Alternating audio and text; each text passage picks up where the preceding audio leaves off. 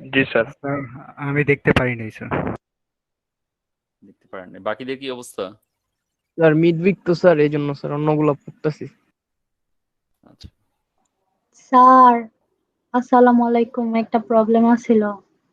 ওয়ালাইকুম সালাম, বলেন।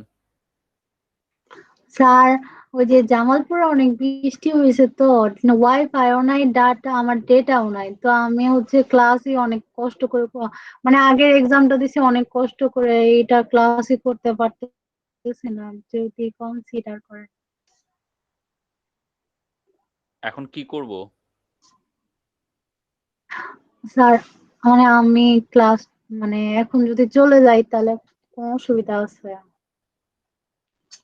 আপনি মানে ক্লাসটা আমি কন্টিনিউ করতে পারবো না, এটাই আমি বলতে চাইতেছিলাম এখন। আচ্ছা, তাহলে পরে দিয়ে ক্লাসের ভিডিও আপনি ডাউনলোড করে ক্লাস দেখে নিয়েন, ঠিক আছে? Okay sir. আচ্ছা ওকে। স্যার, আসসালামু আলাইকুম। আচ্ছা, আমি একটু সিম্পলি জাস্ট গো থ্রু করি এক্সাম্পলটা কি বলা হয়েছে এবং কি করতে হবে এখানে, ঠিক আছে? যারা দেখছেন আলহামদুলিল্লাহ, যারা দেখতে পারেন নাই আমি জাস্ট জিনিসটা একটু সিম্পলি বলে যাচ্ছি আপনারা যাতে দেখতে পারেন, ঠিক আছে? এই চ্যাপ্টারটা কিন্তু আপনাদের জন্য লাইফে খুবই খুবই ইম্পর্টেন্ট, একটা জিনিস মনে রাখেন। কারণ বাংলাদেশের পার্সপেক্টিভে যদি এখন দেখেন, বাংলাদেশে কিন্তু এখন প্রচুর পরিমাণে কনস্ট্রাকশন কাজ চলতেছে, ঠিক আছে? একটা ইকোনমিক বুম যাচ্ছে বাংলাদেশে, এবং এইটা কিন্তু আগামী কয়েক দশক ধরে থাকবে। বাংলাদেশে এখন যে কিছু কিছু মেগা প্রজেক্ট হচ্ছে, যেমন পদ্মা ব্রিজ একটা মেগা প্রজেক্ট হচ্ছে, তারপরে আপনার কর্ণফুলী নদীর ওখানে মেট্রো কর্ণফুলী রেল। টানেল হচ্ছে, মেট্রো রেল হচ্ছে, তারপরে হচ্ছে গিয়ে চিটাগাংয়ের ওদিকে পতেঙ্গাতে ডিপ সি পোর্ট তৈরি হচ্ছে, ঠিক আছে? মানে গভীর সমুদ্র বন্দর, যেখানে কিনা হচ্ছে বাইরে থেকে যেই সমুদ্রতে, মানে সমুদ্র পথে জাহাজে করে যেই মালামালগুলো আসে সেগুলো ওখানে খালাস হবে, ওখান থেকে তখন দেশে আসবে।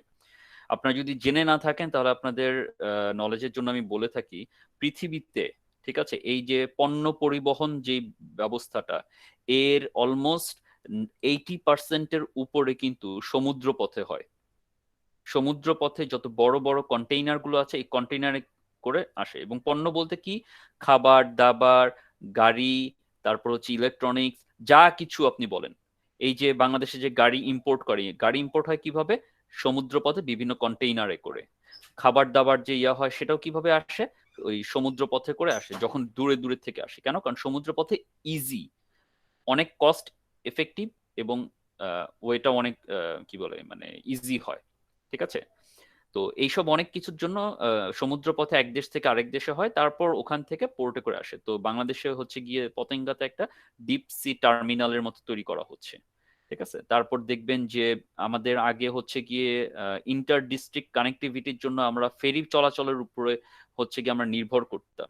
কিন্তু আস্তে আস্তে গভর্নমেন্ট কি করতেছে, যে এই দেখা যাচ্ছে যে ফেরি চলাচল বা যোগাযোগ ব্যবস্থাটা অনেকটাই হচ্ছে প্রকৃতির উপরে নির্ভরশীল হয়ে থাকতে হয় আমাদেরকে। তাতে করে কি হয়? ইকোনমিক লস হয়। কেন? কারণ কোনো কারণে যদি কুয়াশা বেশি হয়, বা নদীতে যদি হচ্ছে গিয়ে বৃষ্টি যদি অনেক বেশি হয়, বন্যা হয়, তখন ফেরি চলাচল করতে পারে না, রাস্তার মধ্যে প্রচুর জ্যাম হয়, পণ্য পরিবহনে ঠিক মতো হইতে পারতেছে না, সমস্যা হয়, আরো নানা সমস্যা আছে। যেসব কারণে ছোটখাটো আহ যদি ছোট নদী হয় তাহলে সেই ক্ষেত্রে হচ্ছে গিয়ে বিভিন্ন রকমের ব্রিজ তৈরি করা হচ্ছে, বড় নদী হলে বড় রকমের ব্রিজ তৈরি করা হচ্ছে। এই যে ব্রিজ গুলো তৈরি করা হয়, এইসব ব্রিজ প্রজেক্টে বা অন্যান্য বিভিন্ন প্রজেক্টে যখন কাজ করতে যায়, তখন কিন্তু এই আপনাদের এখন যে জিনিসটা পড়তেছেন কেবল এবং আর্ক, এই জিনিসটা আপনাদের খুব কাজে লাগবে, ঠিক আছে? শুধুমাত্র বড় ব্রিজই না, ইভেন গ্রামের দিকেও যদি বলেন, বা ঢাকার বাইরে মানে উপজেলা বা জেলা শহর গুলোতেও যদি বলেন, দেখবেন যে ছোটখাটো ভায়াডাক্ট, ঠিক আছে? ভায়াডাক্টে কি, আমি একটু আপনাদেরকে এক্সাম্পল দেখাই।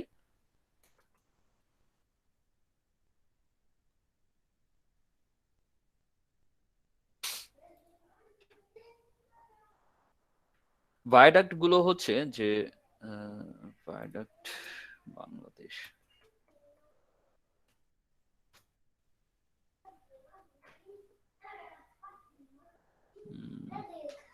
বড় বড় ভায়াডাক্ট গুলো দেখানো হচ্ছে। ফাইন, বাংলাদেশের ভায়াডাক্টের ছবি অতটা নাই।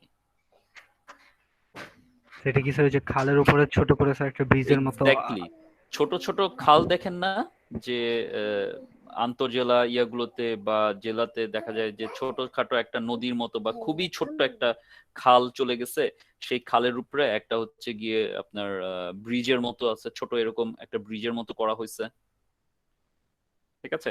তো জি সেগুলোকে বলা স্যার। হয় ভায়াডাক্ট।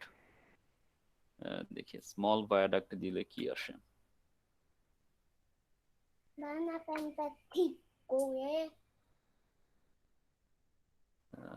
স্মল ভায়াডাক্ট,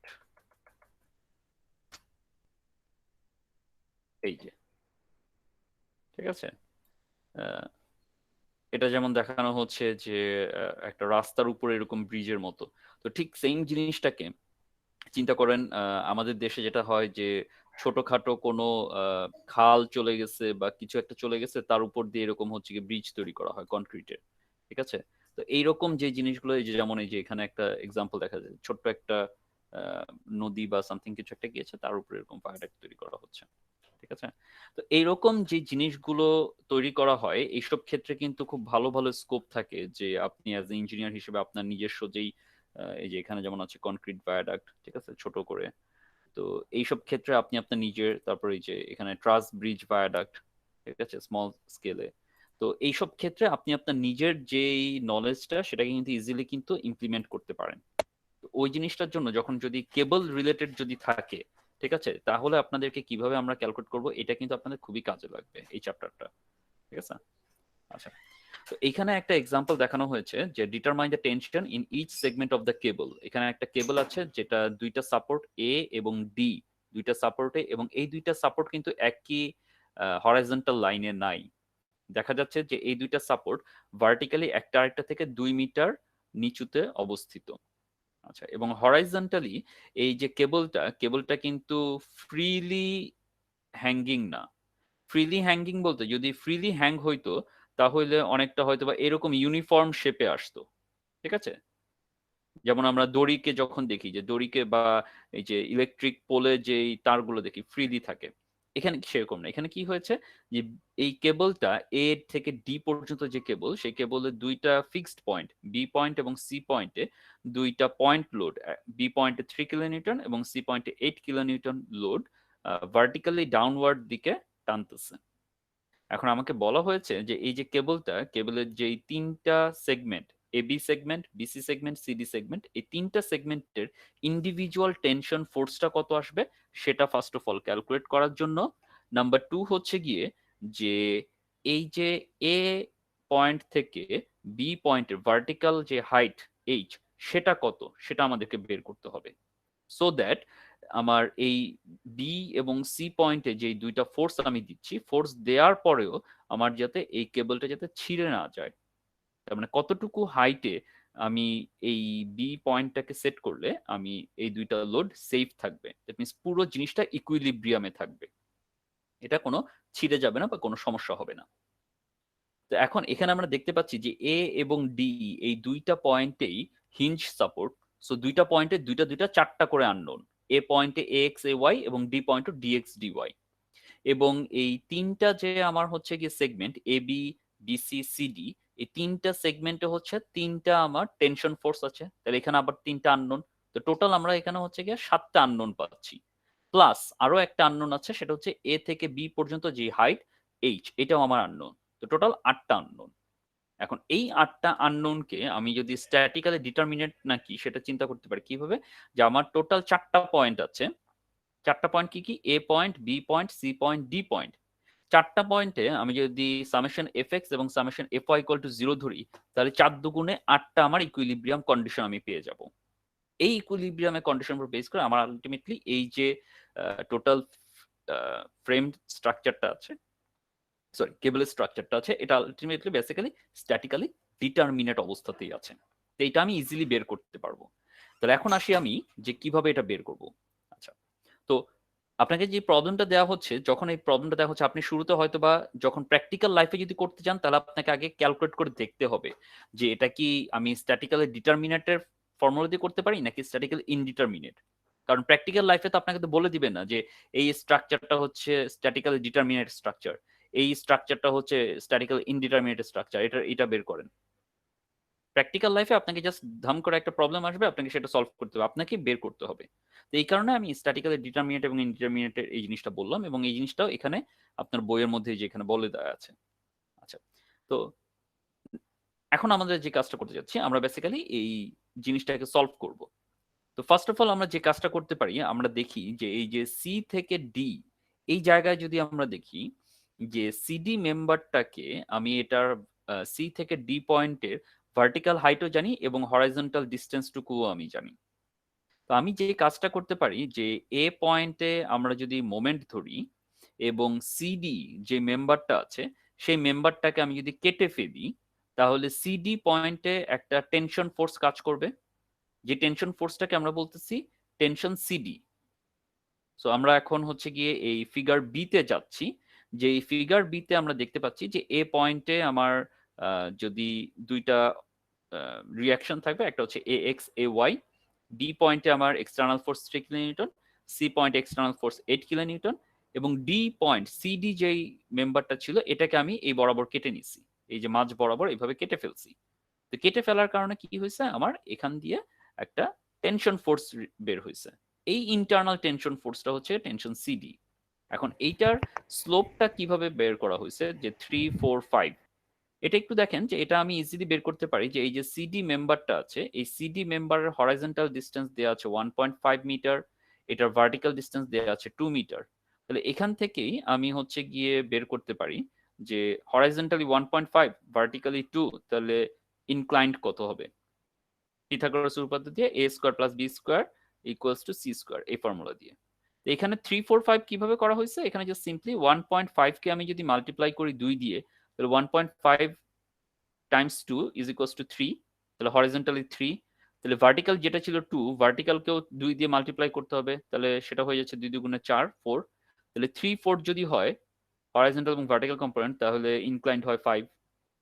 তাহলে ওইভাবে 3, 4, 5 মানে পূর্ণ সংখ্যা রাখছে।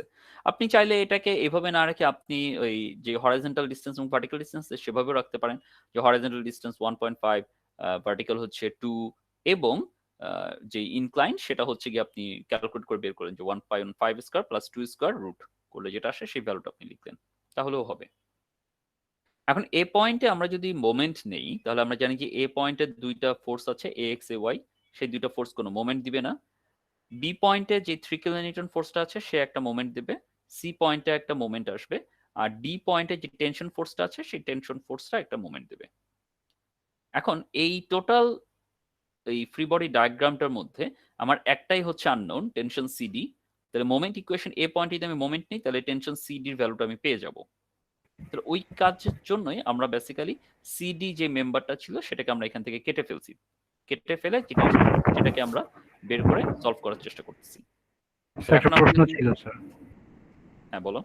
স্যার এখানে কি ওই যে ডি পয়েন্টের যে আননোন দুইটা স্যার, ওইটা যাতে ধরতে না হয় এর জন্য কি স্যার আমরা ওই যে কেবলটাকে এখান থেকে একটা সেকশন করব? হ্যাঁ, আমি এখান থেকে কেটে নিচ্ছি। তাহলে কেটে নিলে কি হচ্ছে, এখানে হচ্ছে গিয়ে যখন এই পুরো মেম্বারটা ইনট্যাক্ট আছে তখন তো এখানে কোনো কিছুই আমার দরকার পড়তেছে না, আমার এই x A Y dx dy এগুলো তো আমার বের করতে দরকার পড়তেছে না। যখনই এই পুরো মেম্বারটা এখন ইকুইলিব্রিয়াম স্টেজে আছে, যখনই আমি একটা জিনিসকে কেটে ফেলতেছি তখনই তার হচ্ছে গিয়ে ওই ফোর্স বা রিয়াকশন নিয়ে আমাকে কনসিডার করতে হচ্ছে। ঠিক আছে? তো আমি যাতে হচ্ছে গিয়ে ফার্স্ট অফ অল এই পয়েন্টে আমি কেটে নিচ্ছি এই কারণ হচ্ছে গিয়ে আমার এই সিডি মেম্বারের আমি হচ্ছে গিয়ে হরাইজন্টাল ডিস্টেন্স এবং ভার্টিক্যাল ডিস্টেন্সও আমি জানি, আবার ডি পয়েন্ট থেকে এ পয়েন্টের ভার্টিক্যাল ডিস্টেন্সও আমি জানি, সবকিছু আমি জানি।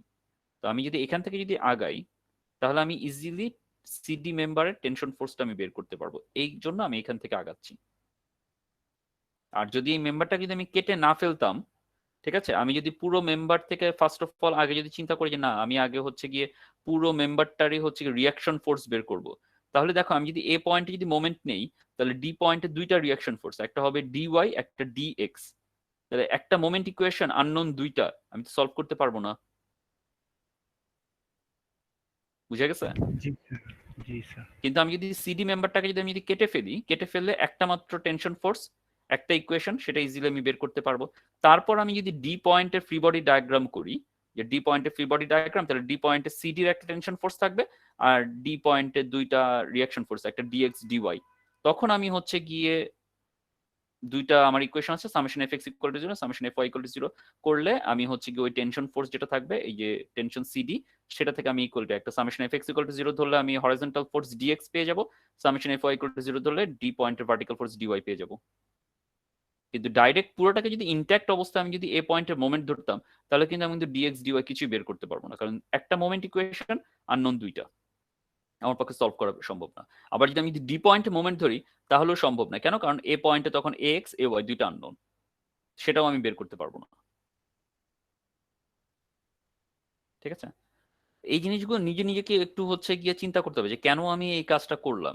আমি যদি এটা না করে আমি যদি হচ্ছে ডি পয়েন্টে করতাম, তাহলে আমার কি সমস্যাটা হইতো। ঠিক আছে? এতে করে কি হবে যে তোমাদের নিজেদের চিন্তা শক্তিটা বাড়বে। আর তুমি যদি সবসময় যদি হচ্ছে গিয়ে যে আচ্ছা আমি বইয়ের অঙ্ক তো এভাবে করছিলাম, এভাবে করি, এইটার সাথে আচ্ছা বইয়ের অঙ্কের সাথে যে জিনিসটা আমি প্রায় সময় একটা জিনিস খেয়াল করছি যে নতুন কোনো একটা প্রবলেম দেখলে আমাদের কেন সমস্যাটা হয়। ঠিক আছে? এটা আমার নিজের ক্ষেত্রে আমি দেখছি, ট্রাই করে দেখছি যে নতুন একটা প্রবলেম দেখলে আমাদের সমস্যাটা কি হয়। নতুন প্রবলেম দেখার সাথে আমরা চিন্তা করি, আরে এই জিনিসটা তো আমি তো এর আগে করি নাই, এটা কিভাবে করব। কিন্তু কিভাবে করব করতে গিয়ে আমি যদি আধা ঘন্টা যদি সময় নেই চিন্তা করি, তাহলে আমাদের কি হবে, চিন্তা শক্তি বাড়বে। আর যত তোমার চিন্তা শক্তি বাড়বে তত তুমি নতুন নতুন প্রবলেম সলভ করার ক্যাপাবিলিটি বাড়বে তোমার। ঠিক আছে? তুমি তত ভালো ইঞ্জিনিয়ার হতে পারবে। আচ্ছা, তো আমরা এরপর আগাই। তো এ পয়েন্টে আমরা যদি মোমেন্ট নেই, তাহলে ফার্স্ট অফ অল এখানে যেটা করা হয়েছে এই ইকুয়েশনটাতে টিসিডি 3/5, 3/5 কোনটা, যেটা কিনা হচ্ছে হরাইজন্টাল কম্পোনেন্ট। তো হরাইজন্টাল কম্পোনেন্ট টিসিডি যেটা, এটা যদি ইনক্লাইন্ড ফোর্স, এটার একটা হরাইজন্টাল কম্পোনেন্ট থাকবে যে মোমেন্ট দিবে, আর একটা ভার্টিক্যাল কম্পোনেন্ট থাকবে। তাহলে হরাইজন্টাল কম্পোনেন্টটা এই ডাইরেকশনে আসতেছে, তাহলে এই ডাইরেকশনটা কি দিচ্ছে আমাকে, এই এ পয়েন্টের রেসপেক্টে অ্যান্টি ক্লকওয়াইজ মোমেন্ট দিচ্ছে, এবং আমরা অ্যান্টি ক্লকওয়াইজকে পজিটিভ ধরছি। তো তাহলে অ্যান্টি ক্লকওয়াইজ যদি পজিটিভ হয়, তাহলে তার কম্পোনেন্টটা হচ্ছে horizontal component 3/5, TCD into 3/5 into distance. এখন যে হরাইজন্টাল কম্পোনেন্ট সে তো এই ডাইরেকশন বরাবর থাকতেছে, তাহলে আমি যদি একটু ছবিটা একটু এভাবে ড্র করি, যে এই যে আমার হরাইজন্টাল কম্পোনেন্ট, এই হরাইজন্টাল কম্পোনেন্টটা থাকবে আমার এই ডাইরেকশনে। তাহলে এই ডাইরেকশনের হরাইজন্টাল কম্পোনেন্টটা এ পয়েন্ট থেকে এর ভার্টিক্যাল ডিসটেন্স হচ্ছে 2 মিটার, এই জন্য আমরা এখানে 2 মিটার দিয়ে গুণ করেছি। এরপর ভার্টিক্যাল যেই কম্পোনেন্টটা থাকবে সে থাকতেছে এই ডাইরেকশনে, এই ডাইরেকশনে যে ভার্টিক্যাল কম্পোনেন্ট সেও দিচ্ছে ইনক্লাইন অ্যান্টি ক্লকওয়াইজ ফোর্স, তাহলে এটার জন্য প্লাস হচ্ছে, এবং এর কম্পোনেন্টটা হচ্ছে গিয়ে 4/5, তাহলে টিসিডি ইন্টু 4/5 ইন্টু তার ডিস্টেন্স। এখন ডিস্টেন্সটা কত, ডিস্টেন্সটা হচ্ছে এই যে ডি পয়েন্টের ডিস্টেন্সটা আমাকে নিতে হবে, এই যে ডি পয়েন্টের ডিস্টেন্স। তাহলে ডি পয়েন্টের ডিস্টেন্স যদি আমরা যদি দেখি, তাহলে আমাদেরকে এখানে দেখতে পাচ্ছি আমরা 2 metre plus 2 metre plus 1.5 metre, total 5.5 metre. এই 5.5 মিটার হচ্ছে তার ডিস্টেন্স। এরপর হচ্ছে গিয়ে 3 কিলো নিউটন বি পয়েন্ট যেটা, সে দিচ্ছে ক্লকওয়াইজ মোমেন্ট, তাহলে আমরা ধরছি অ্যান্টি ক্লকওয়াইজ পজিটিভ, তাহলে ক্লকওয়াইজ হচ্ছে নেগেটিভ, তাহলে 3 কিলো নিউটন ইন্টু তার ফোর্সের সাথে ডিস্টেন্স হচ্ছে দূরত্ব 2 মিটার, তাহলে 3 কিলো নিউটন ইন্টু 2 মিটার। তারপর সি পয়েন্টে যে 8 কিলো নিউটন সেটাও দিচ্ছে অ্যান্টি ক্লকওয়াইজ মুভমেন্ট এ পয়েন্টের রেসপেক্টে, তাহলে -8 কিলো নিউটন ইন্টু 2 আর 2 4 metre distance equal to sir 0। আপনি যদি স্যার কাইন্ডলি আরেকবার একটু যে স্যার ফার্স্ট সেটটা টিসিডি 3/5 এটা একটু যদি স্যার দেখাই দিতেন। টিসিডি হচ্ছে একটা ইনক্লাইন্ড ফোর্স, যে ইনক্লাইন্ড ফোর্সের আমার হচ্ছে গিয়ে ইনক্লাইনেশনটা দেখানো আছে, যে হরাইজন্টাল কম্পোনেন্ট হচ্ছে গিয়ে 3 এবং ইনক্লাইন্ড হচ্ছে 5 আর ভার্টিক্যাল হচ্ছে 4। তাহলে এখন এই যে টি এটা কি ফোর্সটা দেওয়া আছে স্যার? এটা তুমি ডিস্টেন্স থেকে বের করলা। কিছুক্ষণ আগে আমি কি বললাম, যে এই যে 1.5 এবং 2 যেটা দেয়া আছে, এই ডিস্টেন্স থেকেই বের করা হয়েছে এই স্লোপটা 3 4 5। 1.5 এটা হচ্ছে ভগ্নাংশ, ভগ্নাংশকে যদি আমি যদি 2 দিয়ে গুণ করি তাহলে এটা হয়ে যাচ্ছে 3, তাহলে আমি এখানে 3 নিতে পারি। তাহলে এটাকে যদি হরাইজন্টাল কম্পোনেন্টটাকে যদি আমরা যদি 2 দিয়ে গুণ করি, তাহলে ভার্টিক্যাল যেটা আছে 2 মিটার সেটাকে আমি 2 দিয়ে গুণ করব, তাহলে সেটা হয়ে যাবে 4। তাহলে 3 আর 4 যদি হয় তাহলে ইনক্লাইন্ড কম্পোনেন্টটা হচ্ছে 5, সেটা 5।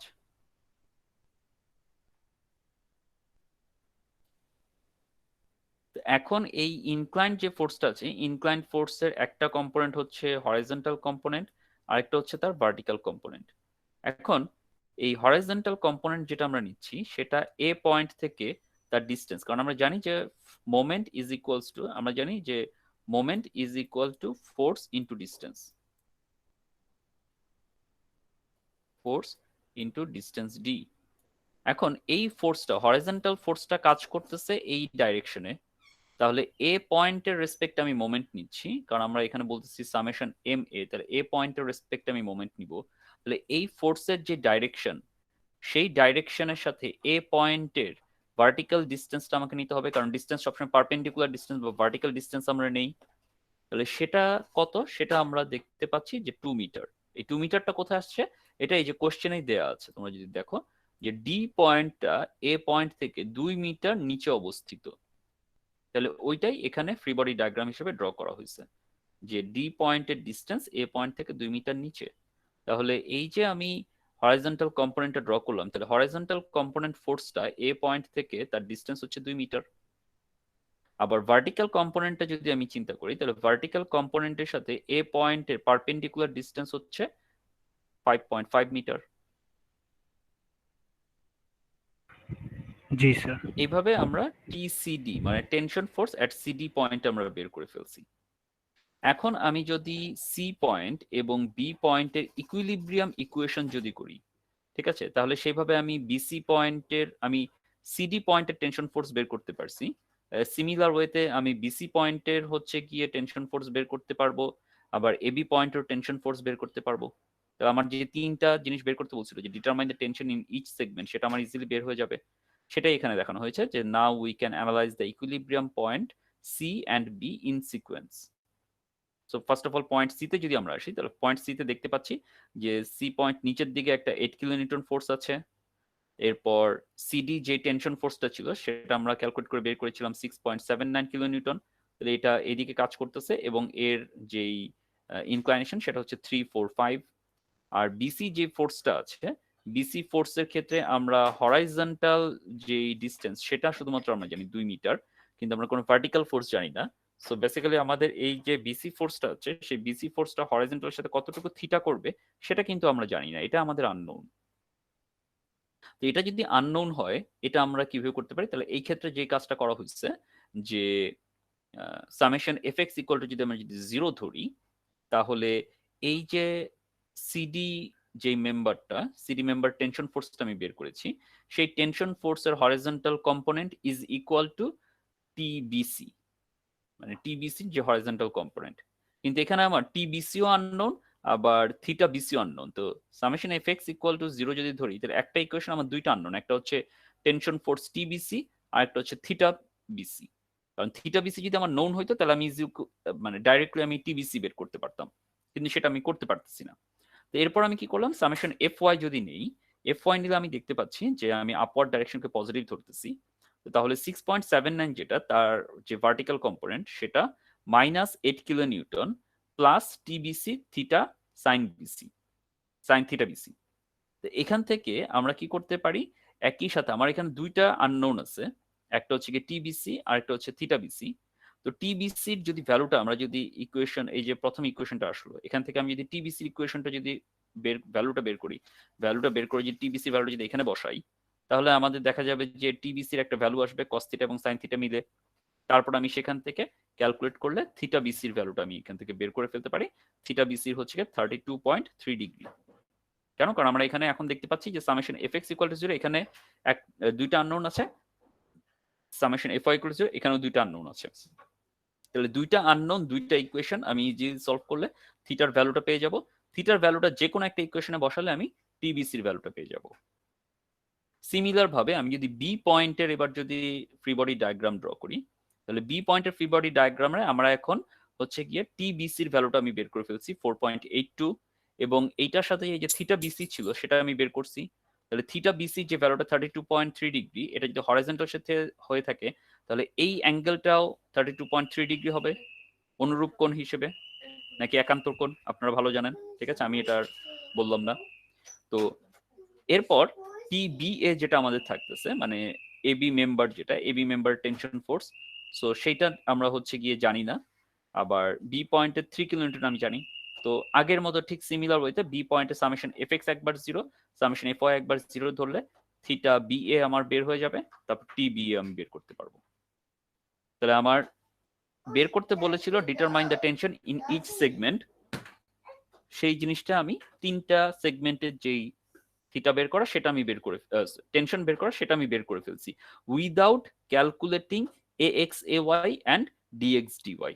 আমাদের কিন্তু রিয়াকশন বের করার দরকার পড়ে নাই, ঠিক আছে? রিয়াকশন বের না করে কিন্তু আমি কিন্তু আমার 3টাই ফোর্সি, টেনশন ফোর্সি আমি কিন্তু বের করে ফেলছি।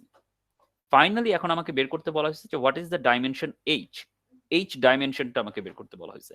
এটা জাস্ট একদম সিম্পলি কিভাবে, কারণ আমি যদি এখন ফিগার এই যে এই জায়গাটাতে আসি, মেইন ফিগারে চলে আসি, তাহলে আমি যখনই এই যে থিটা বি এটা বের করব, এই যে এখান থেকে থিটা বি এটা বের করে ফেললাম, তাহলে tan theta is equals two, এখন আমরা জানি যে ট্যান থিটা ইকুয়ালস টু লম্ব ডিভাইডেড বাই ভূমি, তার মানে এইচ ডিভাইডেড বাই 2 মিটার।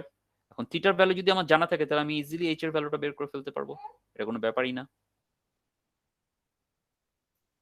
ঠিক আছে?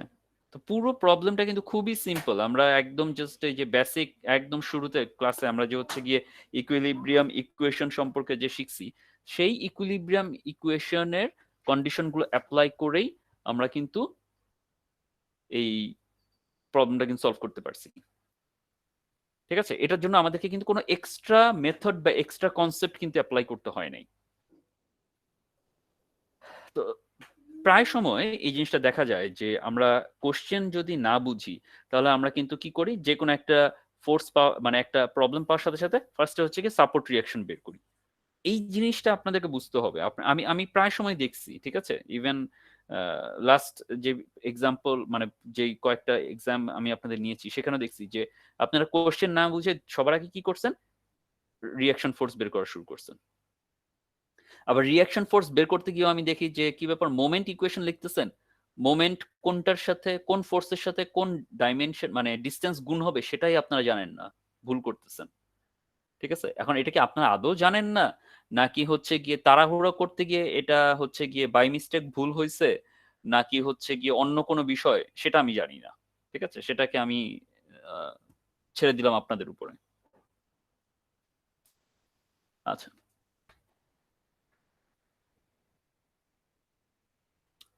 এরপর আমরা আসতেছি যে আগেরটা ছিল যে পয়েন্ট লোড বা ডিস্ট্রিবিউটেড লোড, ঠিক আছে? যে cable subjected to sorry concentrated load, ঠিক আছে, বা পয়েন্ট লোড।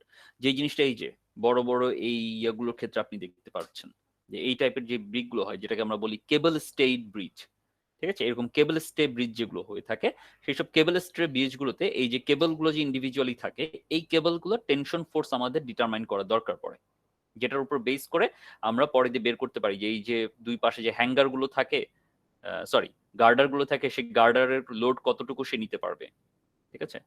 এই জিনিসগুলো ডিটারমাইন করার জন্য আমাদের দরকার পড়ে। জেনারেলি যদিও কিনা আমরা এই জিনিসগুলো হাতে কলমে করি না, এগুলো ডিজাইন করার জন্য প্রচুর সফটওয়্যার আছে, ঠিক আছে? ইঞ্জিনিয়ারিং সফটওয়্যার আছে, যেমন ইট্যাবস আছে, স্ট্যাট প্রো আছে, ঠিক আছে? ব্রিজ ডিজাইনের জন্য মিডিয়াস আছে, আরো প্রচুর প্রচুর সফটওয়্যার আছে। কিন্তু এখন অনেকে কোশ্চেন করতে পারে যে স্যার এগুলো হচ্ছে গিয়ে সফটওয়্যার থাকতে তাহলে আমরা কেন এগুলো শিখতেছি, আমাদেরকে আপনারা সফটওয়্যার কেন শিখান না, ঠিক আছে? সফটওয়্যার অবশ্যই আপনাদেরকে শেখানো হবে। আপনারা যখন হচ্ছেন গিয়ে আরেকটু সিনিয়র পর্যায়ে পৌঁছাবেন আপনাদেরকে বিভিন্ন সিভিল ইঞ্জিনিয়ারিং যে সফটওয়্যার যেগুলোর মাধ্যমে ডিজাইন করা যায় সেগুলো সম্পর্কে আপনাদেরকে নলেজ দেওয়া হবে এবং হাতে কলমে আপনাদেরকে বিভিন্ন প্রজেক্ট নিয়ে আপনাদেরকে শেখানো হবে। স্যার হ্যাঁ স্যার রেভিট কি ইউজ করা যাবে? সরি, রেভিট স্যার, রেভিট নামে একটা সফটওয়্যারের নাম শুনেছি স্যার অনেক।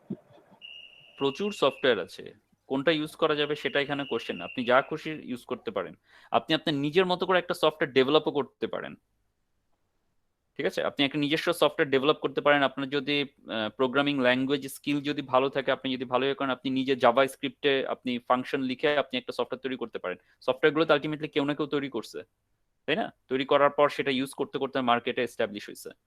তো ঠিক সিমিলার ওয়েতে আপনিও একটা আপনি তৈরি করতে পারেন, যদি ইউজার ফ্রেন্ডলি হয়, মার্কেটে যদি হয়, এক সফটওয়্যার বিক্রি করে আপনার সারা জীবন চলে যাবে, ঠিক আছে? আপনাকে আর কিচ্ছু করতে হবে না, ঠিক আছে?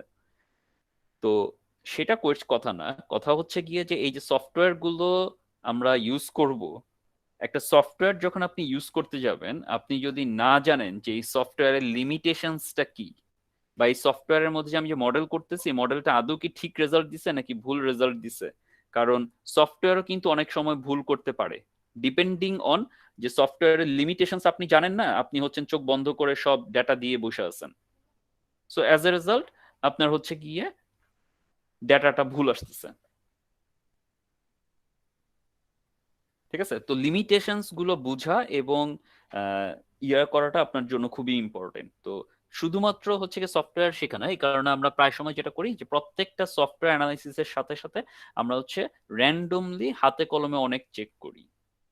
আগেকার দিনে যখন সফটওয়্যার ছিল না তখন যেটা করা হইতো যে প্রত্যেকটা জিনিসের ইন্ডিভিজুয়ালি ডিজাইন না করে অনেকগুলা জিনিসকে একসাথে ডিজাইন করা হইতো। ঠিক আছে, যেমন ধরেন যে এখন যেটা হয় যে সফটওয়্যার চলে আসার পর সে আপনি একটা বিল্ডিং ডিজাইনের কথা যদি চিন্তা করেন যে একটা বিল্ডিং আপনাকে ডিজাইন করতে হবে, যে বিল্ডিং মধ্যে 15টা কলাম আছে। এখন সফটওয়্যার থাকার ফলে কি হয়, 15টা কলামে 15টা আলাদা সাইজ ডিজাইন করা যায়। 15টা কলামের জন্য ইন্ডিভিজুয়ালি কি পরিমাণ রিইনফোর্সমেন্ট বা রড লাগবে সেটা ডিজাইন করে আলাদা আলাদা ভাবে করা যায়। তাতে করে কি হচ্ছে, অনেক কস্ট এফেক্টিভ হয়ে গেছে। বাট যখন সফটওয়্যার ছিল না তখন ইঞ্জিনিয়াররা কি করতো, তখন হয়তো বা 15টা কলামকে আলাদা আলাদা ডিজাইন না করে তারা 5টা কলাম ডিজাইন করতো এবং প্রত্যেকটা ডিজাইনের এগেনস্টে 3টা করে কলাম রাখতো। মানে 3টা কলাম এক টাইপের, আবার অন্য 3টা কলাম আরেক টাইপের, অথবা 5টা কলাম এক টাইপের, অন্য 5টা কলাম এক টাইপের, অন্য 5টা কলাম এক টাইপের, মানে 3টা কলাম ডিজাইন করা হয়েছে ওই 3টা এখন দেখা যেত যে তাতে কি হইতো যে কিছুটা ওভার ডিজাইন হইতো। যেই কলামে আমার দরকার কিনা হচ্ছে গিয়ে লোড অনেক কম দিলেও হচ্ছে, যেটাতে কিনা আমার হচ্ছে গিয়ে অনেক কম সেকশন হলেও হয়, কিন্তু সেটা তো ওই যে কলাম যেহেতু এরকম হাতে কলমে বসে বসে 15টা কলাম তো ডিজাইন করা সম্ভব না, কারণ শুধু কলাম ডিজাইন করলেই তো হবে না। ঠিক আছে, একটা বিল্ডিং যদি 6 তলা হয় তাহলে ওই প্রত্যেকটা কলামে 6 তলা পর্যন্ত ডিজাইন করতে হবে।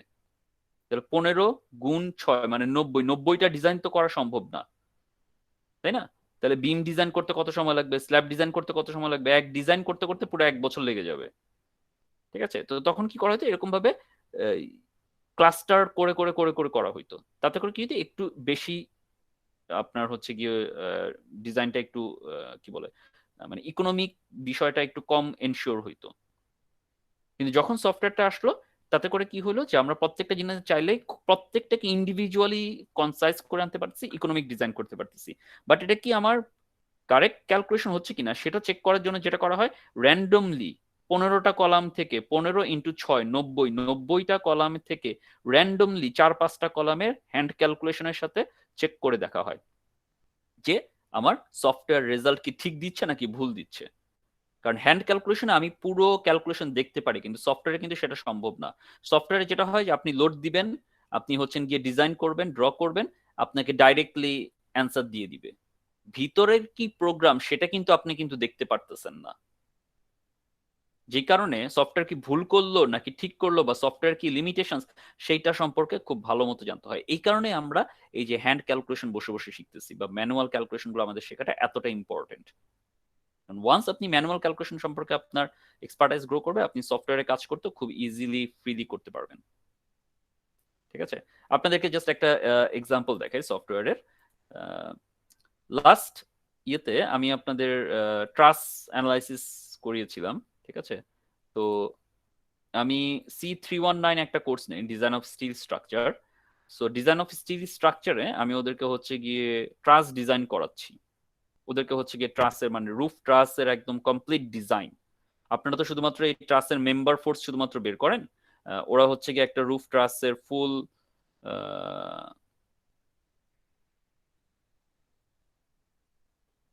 ফুল হচ্ছে গিয়ে ডিজাইন গুলো আপনার করে। তো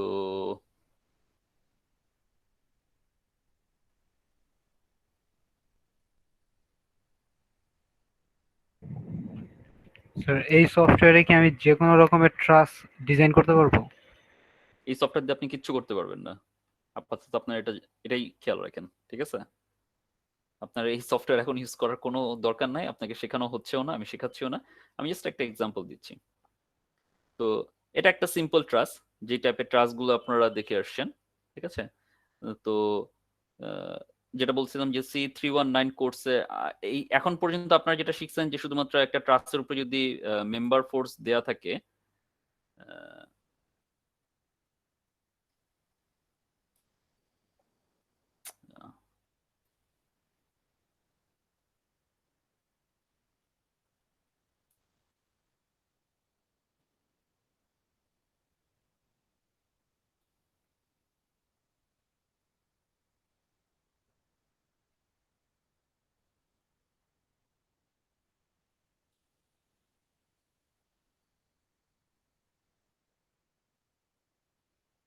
এই যে আপনারা এরকম দেখে আসছেন যে আচ্ছা ঠিক আছে একটা ট্রাস্টের বিভিন্ন পয়েন্টে লোড দেওয়া আছে, লোড দেওয়ার পর এটাকে আমি হচ্ছে গিয়ে অ্যানালাইসিস করে কিভাবে মেম্বার ফোর্স গুলো বের করবো, এইগুলো নিয়ে আপনারা কাজ করে আসছেন।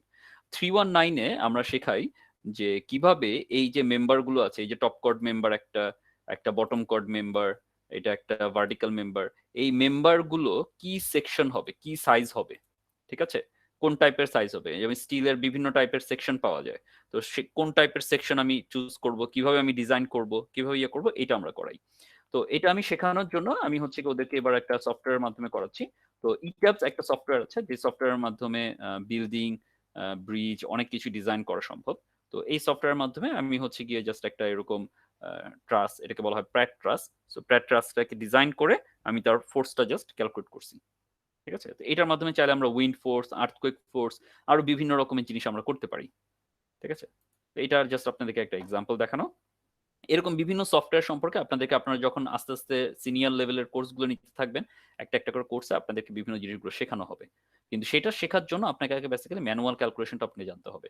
যেমন ওই যেটা বললাম যে C319 যে কোর্সটা, ডিজাইন অফ স্টিল স্ট্রাকচার, যেটা বর্তমানে আমি পড়াচ্ছি গত 2 সেমিস্টার ধরে, তো ওটাতে আমি হচ্ছে গিয়ে এই সফটওয়্যারের মাধ্যমে ক্যালকুলেশন শিখাই, আবার একই সাথে হচ্ছে গিয়ে হ্যান্ড ক্যালকুলেশন স্টুডেন্টদেরকে করতে হয়, ঠিক আছে।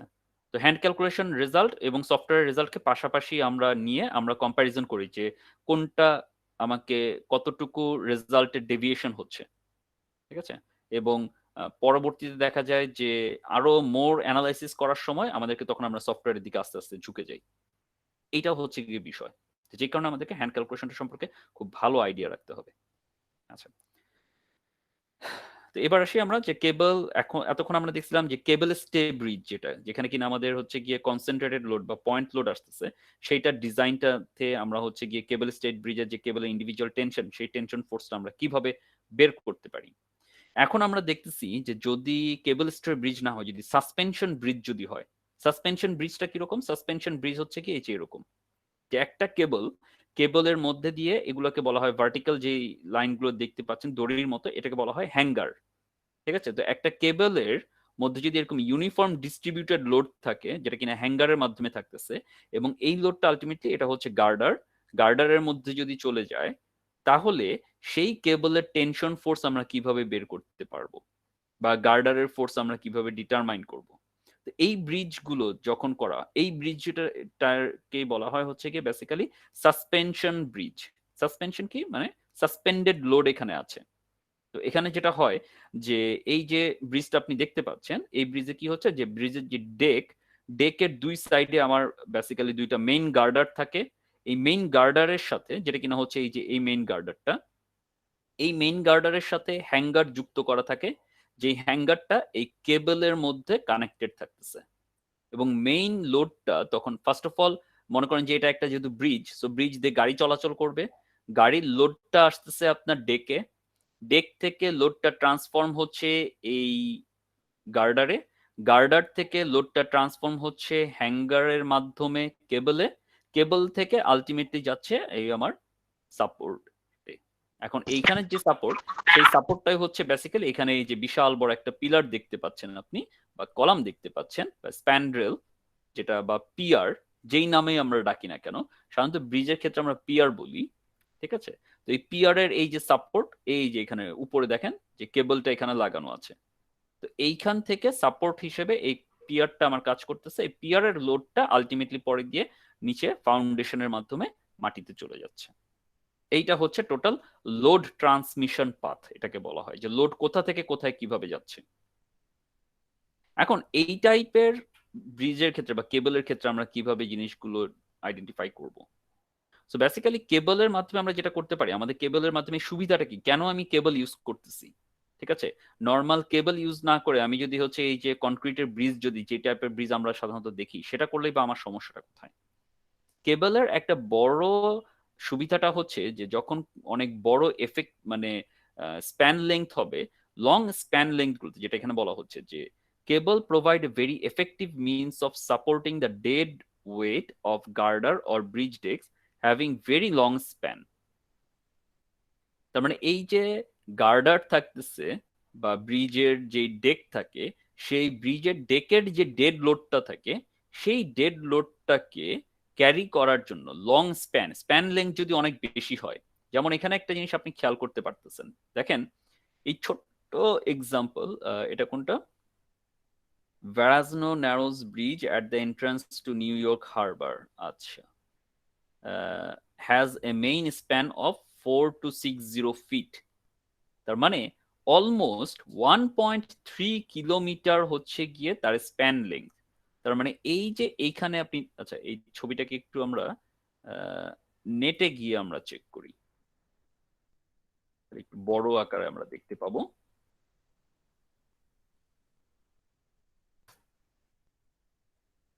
আচ্ছা এই যে দেখেন, বড় করে আমরা দেখি, তাহলে দেখেন দুই সাইডে মাত্র 2টা পিয়ার, ব্রিজের লেন্থ কত আমরা দেখলাম এখানে 1.3 কিলোমিটার, দ্যাট মিনস ফিটের হিসাবে 4260 ফিট হচ্ছে গিয়ে লেন্থ। এবং দেখেন এই টোটাল লেন্থের মধ্যে মাত্র 2টা হচ্ছে গিয়ে আপনার এই পিয়ার, 2টার বেশি পিয়ার নাই।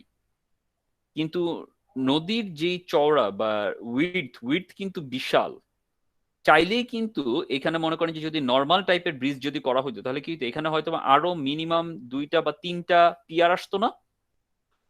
এবং এই পিয়ার যদি আসতো তাহলে কি হইতো, ওই যে পিয়ারের নিচে আপনার প্রত্যেকটা পিয়ারের নিচে হচ্ছে আবার ইন্ডিভিজুয়ালি খনন করতে হইতো ফাউন্ডেশনের জন্য। যেমন এখানে দেখেন এই যে একটা পিয়ার, ওই সেম ভ্যারাজনো যে ব্রিজটা, সেই এই একটা ইন্ডিভিজুয়াল যে পিয়ারের যে 2টা আমার হচ্ছে গিয়ে লেগ, 2টা লেগের নিচে আমাকে খনন করতে হয়েছে ফর ফাউন্ডেশনের জন্য, যেমনটা আমরা দেখতে পাচ্ছি আমাদের পদ্মা ব্রিজের ক্ষেত্রে যেটা হচ্ছে। এখন এই ব্রিজের মধ্যে দিয়ে শুধুমাত্র আমার যে ট্রাফিকটা মুভ করতেছে সেই ট্রাফিকের জন্য আমরা কি করতেছি যে স্প্যান লেন্থ বিশাল বড় রাখছি। কেন? কারণ এই ব্রিজের নিচে দিয়ে হয়তোবা আপনার সমুদ্র মানে নদী পথে প্রচুর আপনার ট্রান্সপোর্টেশন হচ্ছে, যে কারণে আমার স্প্যান লেন্থ অনেক বড় লাগবে। এবং তারা হয়তো বা আর্কিটেক্টর বা ডিজাইনারদের আরো অনেক কনসিডারেশনস থাকতে পারে, যেটার উপর বেস করে এই একটা কলাম পিয়ার থেকে আরেকটা কলাম পিয়ার কিন্তু অনেক দূরে। এবং দেখেন অনেকটা কিন্তু শোরের কাছাকাছি, এই যে রিভার শোর, দ্যাট মিনস মানে কি বলা হয় এটাকে বাংলায়, রিভার শোরের বাংলা কি বলেন তো? পার স্যার। নদীর পাড়, হ্যাঁ নদীর পাড়, এক্স্যাক্টলি। তো এই যে নদীর পাড়ের খুব কাছাকাছি কিন্তু এই পিয়ার গুলো, মেইন যে মেইন নদীটাই কিন্তু পুরোটাই কিন্তু দেখেন আপনার টোটালি আনডিস্টার্বড, ঠিক আছে? সো যানবাহন চলাচলে এখানে নদীর মধ্যে দিয়ে যানবাহন চলাচল করতে কোনো সমস্যা নাই, ঠিক আছে? এখন এই জিনিসটা করার ফলে যেটা হয়েছে যে এই স্প্যান লেন্থ বড় নেওয়ার কারণে কিন্তু আমরা কি করতে পারছি, এই যে কেবলের মাধ্যমে নিতে পারছি।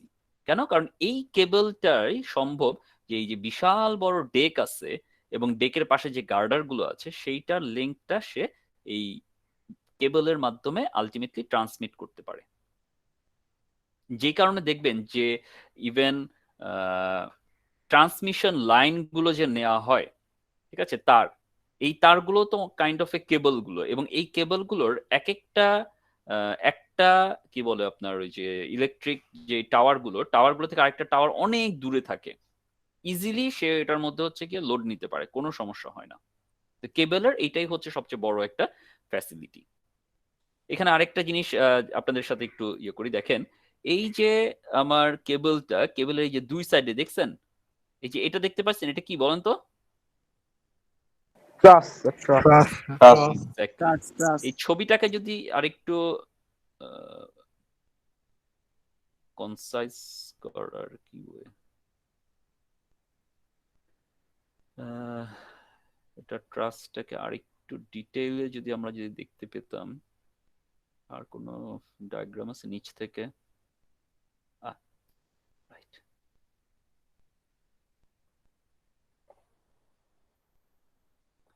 সো দেখেন এই যে এখানে একটা লেফট এই একদম কর্নারে কি হয়েছে, একটা কন্টিনিউয়াস ট্রাস গেছে, ঠিক আছে? এই মাঝখানে এগুলোকে বলা হয় ক্রস গার্ডার। ওকে, তো এই ক্রস গার্ডারের মাধ্যমে আলটিমেটলি হচ্ছে গিয়ে আবার ইন্ডিভিজুয়াল লোড আমার দুই সাইডে ট্রান্সমিট হচ্ছে। তো যখন এই যে উপরে যে ডেকটা আছে, যে ডেকের মধ্য দিয়ে আমার গাড়ি ঘোড়া চলাচল করতেছে, সেই গাড়ি ঘোড়া চলাচল করার ফলে আমার যে লোডটা, সেই লোডটা আবার এখান থেকে ট্রান্সমিট হচ্ছে। ঠিক আছে, তো এই জিনিসগুলো আলটিমেটলি সবই কিন্তু এই যে দেখেন, আমরা থিওরিতে কিন্তু আপনাদেরকে সবই কিন্তু শেখাচ্ছি, কিন্তু এখন আমি যদি আপনাদেরকে সবই শেখানোর পর আমি যদি এরকম একটা এই যে ভ্যারাজনো ন্যারো ব্রিজের যে ডিজাইন, এরকম একটা ডিজাইন যদি দিয়ে যদি বলি এবার এটা করেন, আর আপনি বলবেন যে স্যার মানে প্র্যাকটিক্যাল লাইফে আপনার যখন এরকম প্রবলেম আসবে, ঠিক আছে, বা প্রজেক্টে আপনি যখন কাজ করবেন, তারপর বলবেন যে ধুর, এইসব থিওরিতে আমাদেরকে হচ্ছে গিয়ে সারা জীবন এই 4 বছর আমাদের সিভিল ইঞ্জিনিয়ারিং এগুলো কিচ্ছু শেখানো হয় নাই, টিচাররা সব আমাদের সাথে ফাঁকিবাজি করে আসছে। যদি এগুলো শিখাইতো তাহলে আমাদের কাজে লাগতো, তাই না?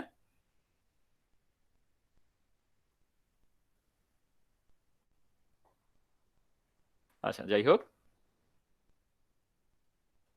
তো আচ্ছা, তো এখন আমরা আসি যে যখন এরকম ডিস্ট্রিবিউটেড লোড যখন থাকতেছে, ঠিক আছে, তো সাসপেনশন ব্রিজটা কি? সাসপেনশন ব্রিজ হচ্ছে কি একটা টিপিক্যাল এক্সাম্পল যেখানে কিনা ডেড যে ব্রিজের ডেক থাকে, deck is suspended with the cable with a series of close and equally spaced hanger. হ্যাঙ্গারটা হচ্ছে কি এই যে এই হ্যাঙ্গারটা। এখন এই হ্যাঙ্গারটাই যেটা করে যে আপনাকে এই হ্যাঙ্গারটাই তখন হচ্ছে কি ইউনিফর্মলি ডিস্ট্রিবিউটেড লোড হিসেবে কাজ করে, যেটা একটা সিম্পল ফিগার হিসেবে এখানে দেখানো হয়েছে। যে এরকম ভাবে যদি একটা কেবল যদি দুইটা পয়েন্টে আমার অ্যাটাচ করা থাকে, সেই কেবলের উপরে যদি ইউনিফর্মলি ডিস্ট্রিবিউটেড লোড থাকে ডাব্লিউ নট, যেটা কিনা আসবে ইন টার্মস অফ হ্যাঙ্গারের রেসপেক্টে, যেটা এই যে আমরা এখানে দেখতে পাচ্ছি যে এই যে হ্যাঙ্গারের মাধ্যমে ইউনিফর্মলি ডিস্ট্রিবিউটেড লোড আসবে কোথায়? এই কেবলটার মধ্যে। ঠিক আছে, আচ্ছা, তো এই টাইপের ক্ষেত্রে আমরা কিভাবে এইটার ফোর্স ডিটারমাইন করব বা টেনশন কতটুকু কাজ করবে কেবলের মধ্যে, সেটা আমরা কিভাবে ডিটারমাইন করব? তো এটাকে অ্যানালাইজ করার জন্য যে কাজটা করা হচ্ছে যে ফার্স্ট আমরা shape of the cable is subjected to uniformly distributed vertical load W not, যেটা কিনা আমরা ধরে নিচ্ছি। আচ্ছা, এখন এই ক্ষেত্রে দুইটা এক্সিস আমরা ধরে নিলাম, হরাইজন্টাল এক্সিস কে এক্স এবং ভার্টিক্যাল ওয়াই এক্সিস কে ওয়াই। সো এখান থেকে আমরা হচ্ছে গিয়ে কিছু একটা ছোট্ট একটা সেগমেন্ট কেটে নিছি, যে সেগমেন্টটাকে আমরা তার লেংথ ওয়াইজ বলতেছি ডেল এস, খুবই ছোট্ট একটা ইনফিনিটেসিমাল একটা আমরা পার্ট কেটে নিছি, এবং যেটা এক্স এক্সিস বরাবর তার লেংথটা হচ্ছে গিয়ে ডেল্টা এক্স, যেটা কিনা হচ্ছে গিয়ে অরিজিন এক্স পয়েন্ট থেকে এক্স ডিস্টেন্স দূরে, যেমন এই যে এখান থেকে এক্স ডিস্টেন্স দূরে এতটুকু একটা সেগমেন্টকে আমরা যদি কেটে নিই, এই সেগমেন্টটা হচ্ছে এটা, যার হরাইজন্টাল লেংথ হচ্ছে গিয়ে ডেল্টা এক্স, ইনক্লাইন্ড লেংথ হচ্ছে গিয়ে ডেল্টা এস, এবং তার উপর যে লোড ছিল ডব্লিউ নট, সেটা পয়েন্ট লোড হিসেবে আসতেছে ডব্লিউ নট ডেল এক্স, কারণ এই ডব্লিউ নটটা যেটা আমাদের কাজ করছে সেটা তার হরাইজন্টাল লেংথ বরাবর কাজ করে। আচ্ছা, এবং এই লোডটা পয়েন্ট লোড যেহেতু, সো এটা কাজ করবে তার মিড স্প্যান দিয়ে, তাহলে মিড স্প্যান হচ্ছে কি ডেল্টা এক্স ডিভাইডেড বাই 2, সেখানে কাজ করবে। এবং এই যে আমার কেবলের দুই দিকে আমার দুইটা টেনশন ফোর্স কাজ করবে, এদিকে যদি আমি ধরি টি, আর এদিকে হচ্ছে টি প্লাস ডেল্টা টি। কেন? কারণ যত আমার কেবলের লেংথ বাড়তে থাকবে তত টেনশন ফোর্স বাড়তে থাকবে। এই জিনিসটা হচ্ছে একটা ইম্পর্টেন্ট নোট, যেটা আমি এখানে মার্ক করে রেখেছি। আপনারা আপনাদের যেই আমি আপনাদেরকে এই বইটা দিয়ে দিয়েছিলাম, ঠিক আছে, পিডিএফ ফাইলটা দিয়ে দিয়েছিলাম চ্যাপ্টারটা, সেই চ্যাপ্টারটার মধ্যে থেকে আপনারা হচ্ছেন গিয়ে এটা মার্ক করে রাখবেন যে tensile force in the cable changes continuously in both magnitude and direction along the cables length. So কেবলের লেংথ ওয়াইজ আস্তে আস্তে কিন্তু আমার টেনশন ফোর্স বাড়তে থাকবে, এবং টেনশন ফোর্সের ডাইরেকশন, দ্যাট মিনস থিটাও কিন্তু চেঞ্জ হতে থাকবে। খেয়াল করে দেখেন যে একদম ইনিশিয়ালি থিটার ভ্যালু 0, আস্তে আস্তে কিন্তু ছোট ছোট সেগমেন্টে আমি কাজ করতে থাকবো, থিটার কিন্তু চেঞ্জ হইতে থাকবে। তো সেটা হচ্ছে গিয়ে ডাইরেকশন টেনশন ফোর্সে। আচ্ছা, তো এইখানে যেটা চিন্তা করতে হচ্ছে যে যদি এই যে ডেল এস যে সেগমেন্ট আমি নিচ্ছি, তার শুরুর দিকে যদি টেনশন ফোর্স থেকে টি, এবং তার শেষের দিকে হচ্ছে টি প্লাস ডেল্টা টি, এবং শুরুতে যদি থাকে অ্যাঙ্গেল থিটা, লাস্টেরটা হচ্ছে থিটা প্লাস ডেল্টা থিটা, এবং এখান থেকে এতটুকুর যে ভার্টিক্যাল ডিসটেন্স সেটা হচ্ছে ডেল্টা ওয়াই।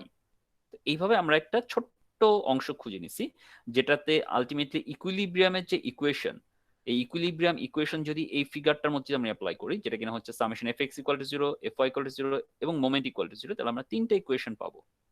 এখন এই তিনটে ইকুয়েশনে আমরা যদি কনসিডার করি যে delta X tends to 0, delta Y tends to 0, delta theta tends to 0 এবং ডেল্টা টি ট্যাঙ্কস টু 0, যেটা কিনা আপনারা এই যে ম্যাথ 101, ম্যাথ 102, ম্যাথ 104 এই 3টা কোর্সে আপনারা ordinary differential equation, partial differential equation, তারপরে ক্যালকুলাস, অ্যালজেব্রা, আরো হাবিজাবি অনেক কিছু আপনারা শিখে আসছেন।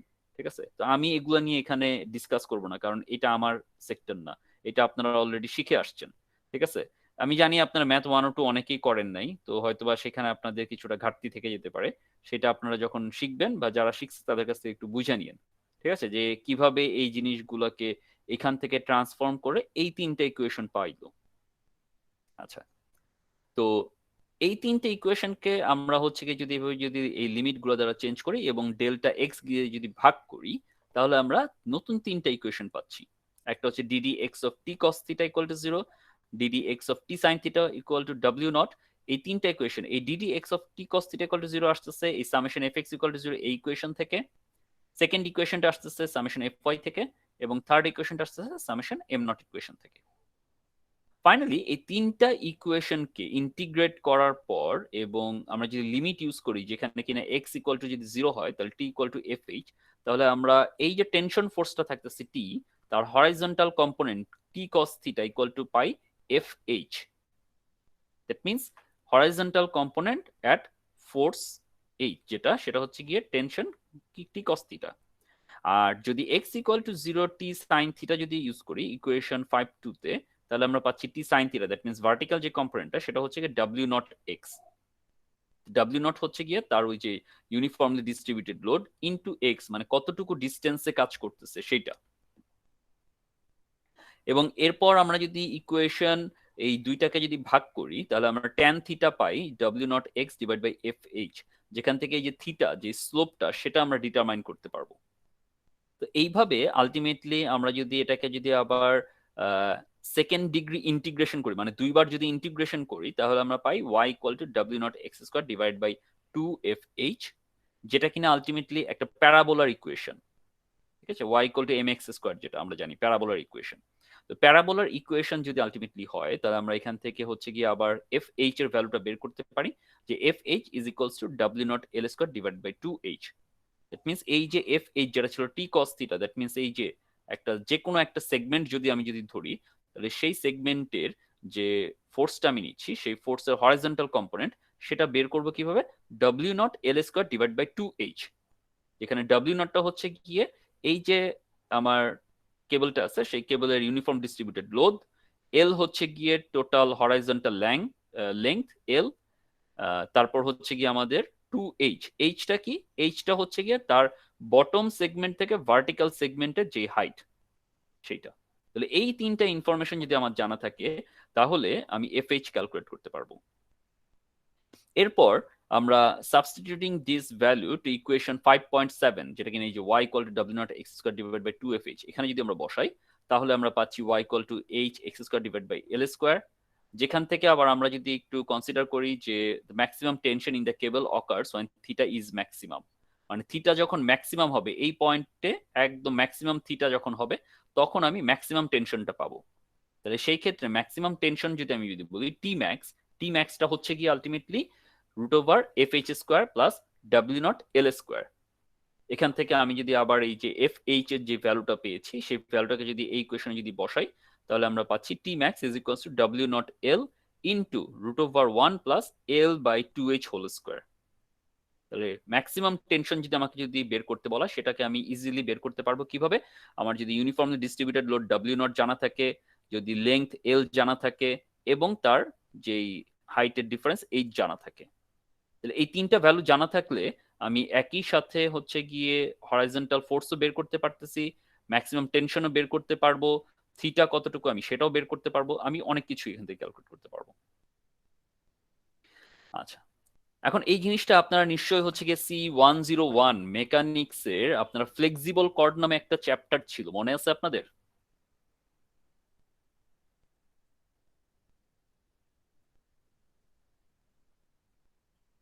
Yes sir. ছিল, সবাই নীরব কেন? একজন খালি বলছে ইয়েস স্যার, বাকিরা কি পড়েন নাই? ফ্লেক্সিবল কর্ড চ্যাপ্টার পড়ানো হয় না আপনাদেরকে?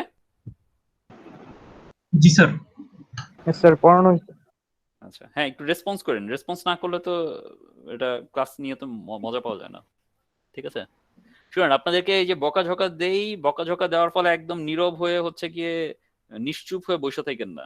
ঠিক আছে, ঠিক আছে, এগুলো হচ্ছে গিয়ে ইটস পার্ট অফ লাইফ। ঠিক আছে, টিচার বকা দিবে, স্টুডেন্ট শুনবে, কিছু অনেকে গায়ে লাগাবে সিনসিয়ারলি পড়াশোনা করবে, অনেকে আবার এক কান দিয়ে ঢুকে আরেক কান দিয়ে বের করে দিবে। It's all part of life. ঠিক আছে, এটা কোনো বিষয় না। কিন্তু একটা জিনিস মনে রাখেন, এগুলো কিন্তু শুধু আপনাদের ভালোর জন্যই বলি, এটা আমার কোনো ভালো না। ঠিক আছে, আপনার ভালোর জন্য কিন্তু আমি বলতেছি। ঠিক আছে, it's nothing to take personally. আচ্ছা, তো এই ফ্লেক্সিবল কর্ডেও কিন্তু আপনারা হচ্ছেন গিয়ে এই ফর্মুলার গুলোর ডেরাইভেশন গুলো হয়তো আপনাদেরকে শেখানো হয়েছিল। ঠিক আছে, ফ্লেক্সিবল কর্ডটাও হচ্ছে গিয়ে অনেকটা সেম কনসেপ্টের উপর বেস করে আপনাদের তৈরি ছিল। এইখানে ওই জিনিসটা আবার আরেকবার আমরা এখানে দেখলাম।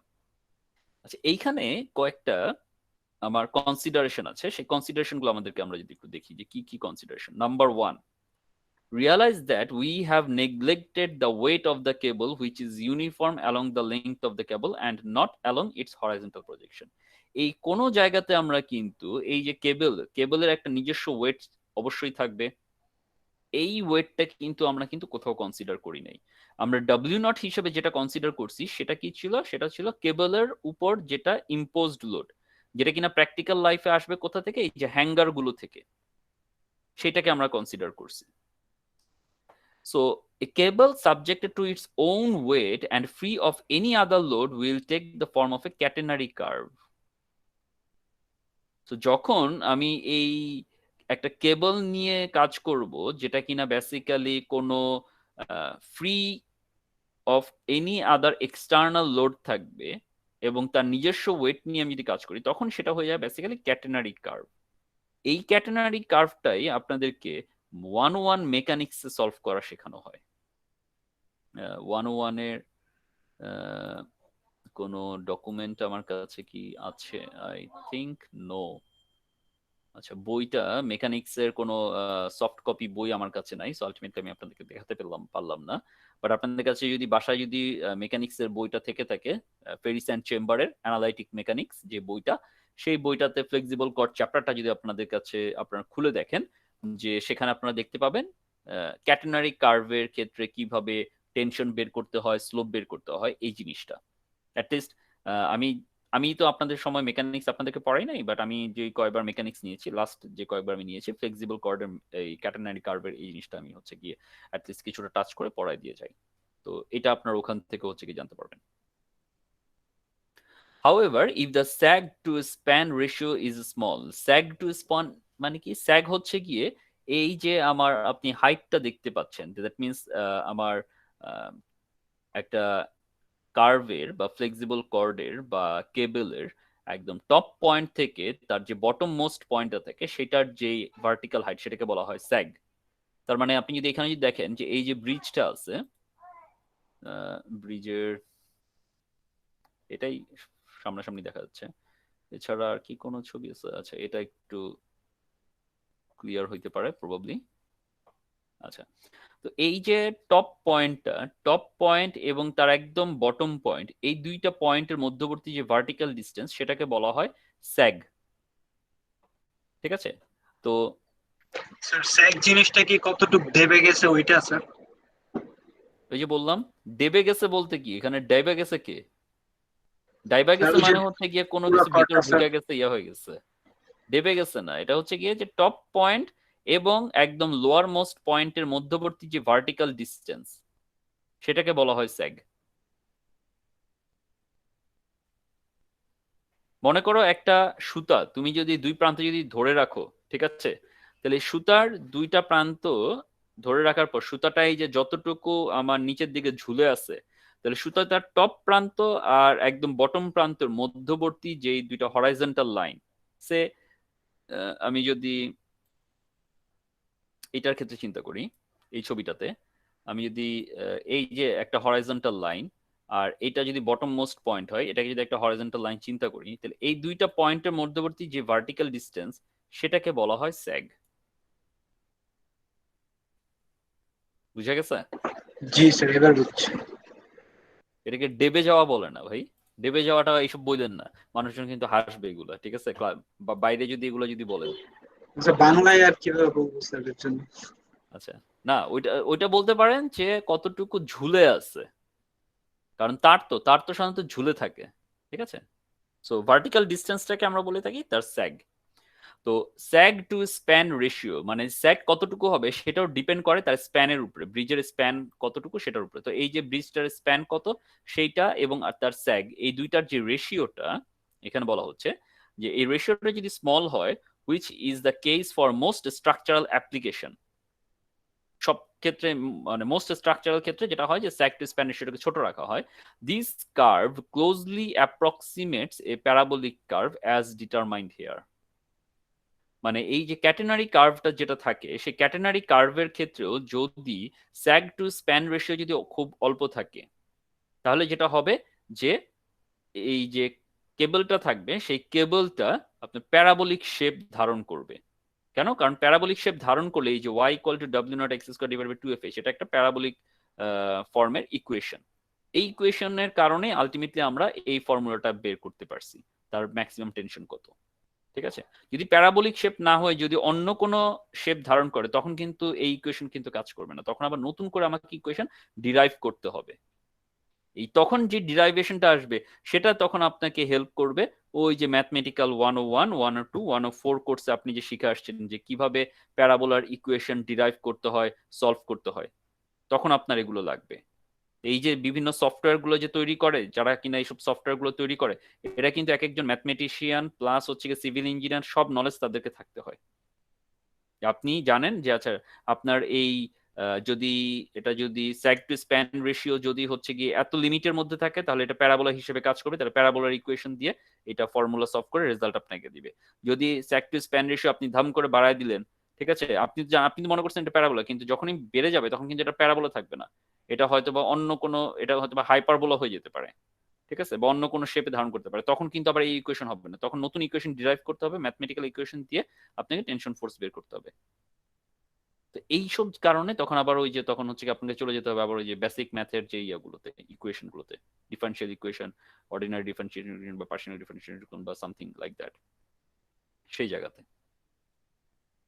আচ্ছা, so from the results of this analysis it follows that a cable will maintain a parabolic shape provided the dead load of the deck of a suspension bridge or suspension girder will be uniformly distributed over the horizontal projected length of the cable.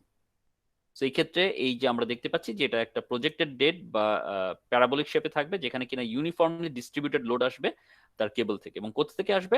ব্রিজের hanger থেকে আসবে। এখানে বলা হচ্ছে the load in each hanger must be the same so as to ensure the cable has a parabolic shape. এখন অনেক সময় হইতে পারে যে এই যে ব্রিজের যে গার্ডারটা থাকবে সেই গার্ডারটা শুধুমাত্র এই হ্যাঙ্গারের মাধ্যমে ঝুলে থাকবে না, যেমনটা কিনা এখানে দেখানো হচ্ছে। অনেক সময় হইতে পারে যে শুধুমাত্র এই হ্যাঙ্গারে ঝুলে থাকবে না, সে নিজেও আবার দুইটা সাপোর্টের উপরে রেস্ট করবে। তো যখন সে দুইটা সাপোর্টের উপরে রেস্ট করতেছে, তখন আবার কি হবে যে এই যে ফিগার বি যদি হয়, তখন আবার দেখা যাবে যে কি, তখন এই স্ট্রাকচারটা 1 ডিগ্রি ইনডিটারমিনেট স্ট্রাকচারে পরিণত হয়ে যাবে। এখন এটাকে আবার যদি আমি যদি হচ্ছে গিয়ে ডিটারমিনেট স্ট্রাকচার করতে চাই, সেটাও সম্ভব। কিভাবে?